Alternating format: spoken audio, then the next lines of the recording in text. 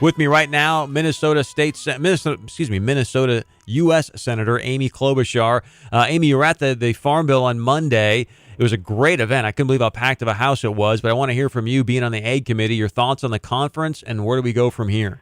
Well, sure, Chris. First of all, this was a great conference. It was bipartisan, which is always good. Senator Conrad put it together, and Senator Hoeven was there, I was there, and Congressman Berg. And so I was just really impressed by all the national people that gathered in Fargo, heads of national organizations from the corn growers and the Farmers Union, and there were people there from Farm Bureau. I mean, it was really impressive. And the focus is on moving forward with agriculture and the Farm Bill. Literally, sometimes some of my colleagues from urban areas, I just don't think they get it. The food doesn't appear magically on their table, and ag has been getting our two states, Minnesota and North Dakota, through a very difficult time with the economy.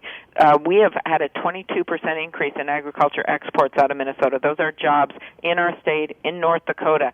And so we want to make sure that while everyone's going to share in this debt reduction, and we know there will be some pretty significant cuts to some of these programs, that we still keep some safety net, because truly our states have been the breadbasket for this country. And whether it is sugar beets, whether it is corn, whether it is wheat or cattle or poultry, or I like to add, with Thanksgiving coming up, Minnesota is number one for turkeys in the country.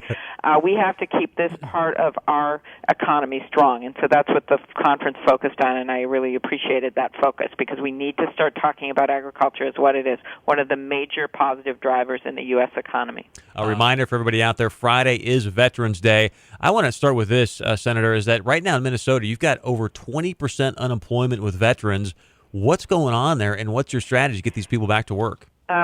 It's an unbelievable fact. Everyone's had tough times in this tough economy, but to think that our veterans, those that came back from Iraq and Afghanistan, have some of the highest unemployment is just outrageous. And you know why that is?